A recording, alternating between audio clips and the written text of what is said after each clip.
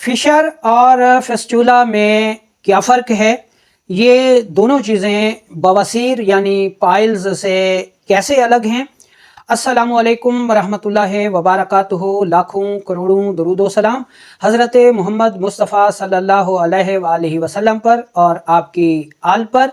दोस्तों, मेरा नाम हकीम लियाकत अली खिची है और मैं गवर्नमेंट तिबिया कॉलेज बहावलपुर से क्वालिफाइड तबीब हूँ और आप देख रहे हैं हमारा यूट्यूब चैनल हकीम लियाकत भाई।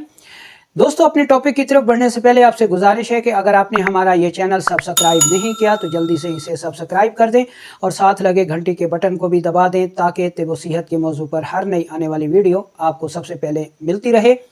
तो दोस्तों, चलते हैं और बिना किसी देर के शुरू करते हैं आज की इस इंटरेस्टिंग वीडियो को। दोस्तों, फिशर या फस्टुला और बवासीर, ये तीन ऐसी चीज़ें हैं जो एक दूसरे से अलग हैं, लेकिन बदकिस्मती से इन तीनों को एक ही कैटेगरी में समझा जाता है, जिसकी वजह से इलाज में कामयाबी नहीं हो पाती। ये दुरुस्त है कि फिशर या फस्टुला जो है वो अमूमन इसके बाद बवासीर के बाद रोनुमा होने वाली सूरतें हैं, लेकिन ये लाजमी नहीं है कि इन के होने में बवासीर का होना लाजमी है। ये ज़रूरी नहीं है। फिशर या फस्टुला जो है ये बवासीर के बग़ैर भी जो है रोनुमा हो सकते हैं। तो फिशर और फस्टुला जो है यूँ समझ लें कि ये गुदी तहरीक के बिगाड़ का मर्ज़ है। अगर आपने कहीं पर दरारें यानी ज़मीन जब बारिश आती है और उसके बाद वो पानी खुश्क हो जाता है तो ज़मीन फट जाती है, दरारें पड़ जाती हैं। तो अगर आपने दरारों को देखा हो तो फिशर या फस्टुला जो है ये दरारों की शक्ल की एक ऐसी सूरत है जो कि मकद के मकाम पर ज़ाहिर हो जाती है।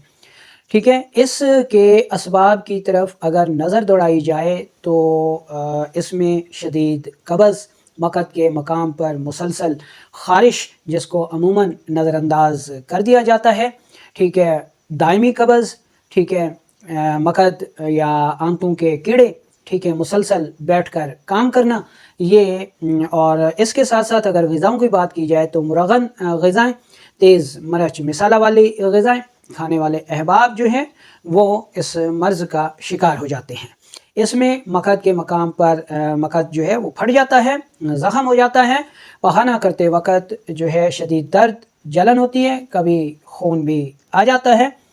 लेकिन इसकी जो अहम अलामात हैं वो हैं रतूबत का हर वक्त ख़ारिज होते रहना, जिसकी वजह से मकद के मकाम पर चिपचिपाहट होती है, कपड़े ख़राब हो जाते हैं, नापाक रहते हैं, ठीक है, और एक ऐसा शख्स जो है वो एंजाइटी और डिप्रेशन का शिकार हो जाता है। अच्छा, ये मर्ज़ जो है वो अमूमन गुदी उज़लाती तहरीक में सामने आता है, कभी कभार उज़लाती गुदी में भी ये मर्ज़ देखने में आता है। अच्छा, अब हम चलते हैं और इसके लिए आपको एक इंतहाई बेहतरीन होम रेमेडी बताते हैं जो कि अगर आप 2 से 3 माह तक बाकायदगी के साथ इसको इस्तेमाल कर लेते हैं तो चाहे पाइल्स हो, फिशर हो, फस्टुला हो, तीनों ही इंशाल्लाह शिफायाब हो जाएंगे।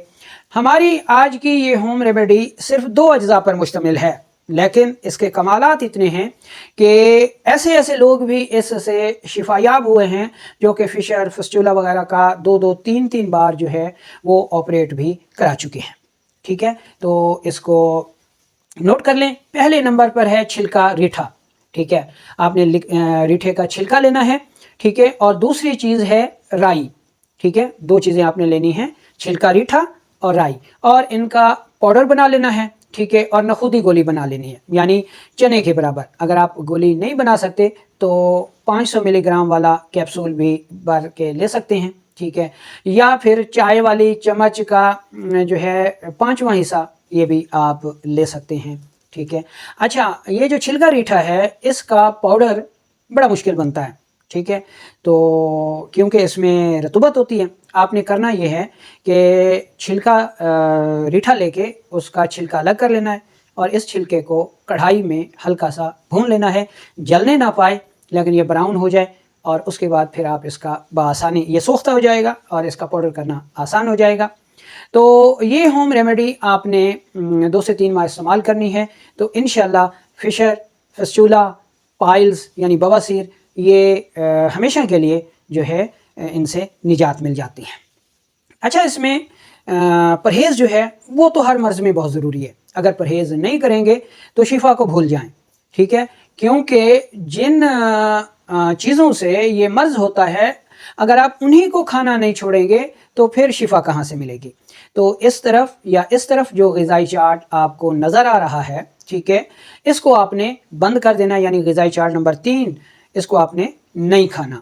اور اس طرف جو غذائی چارٹ آپ کو نظر آ رہا ہے، یہ غذائیں آپ نے زیادہ سے زیادہ استعمال کرنی ہے، یعنی جب تک آپ نے یہ دوا استعمال کرنی ہے اس وقت تک آپ یہ غذائیں بھی پرہیز کے ساتھ استعمال کریں، تو انشاءاللہ اللہ تعالیٰ کرم فرمائے گا۔